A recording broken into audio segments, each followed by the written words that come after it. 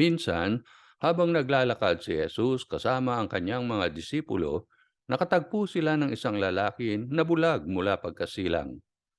Tinanong siya ng mga disipulo kung kasalanan ba ng lalaki o ng kanyang mga magulang ang sanhi ng kanyang pagkabulag.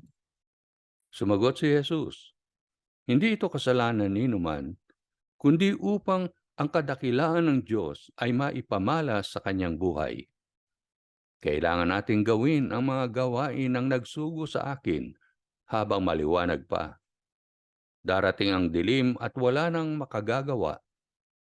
Habang narito ako sa mundo, ako ang ilaw ng mundo.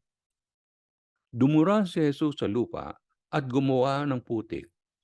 Ipinahid niya ito sa mata ng lalaki at inutusang maghilamos sa tubig ng Siloam. Sumunod ang lalaki at siya nga ay nakakita. Tinanong ng mga Pariseo ang lalaki na dating bulag kung paano siya nakakita. Sinabi niya sa kanila na pinahiran ni Jesus ng putik ang kanyang mga mata at siya ay pinaghilamos at pagkatapos ay nakakita na siya.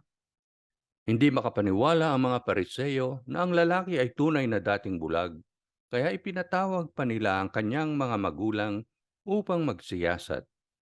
Pinatotohanan ng magulang na ang kanilang anak ay bulag mula ng isilang. Ang himalang ito ay isa lamang sa maraming ginawa ng Panginoong Hesus. Nagpapatunay na siya ay may kapangyarihan at makatotohanan. Marami pang mga himala ang nasaksihan ng kanyang mga disipulo na hindi na nila isinulat.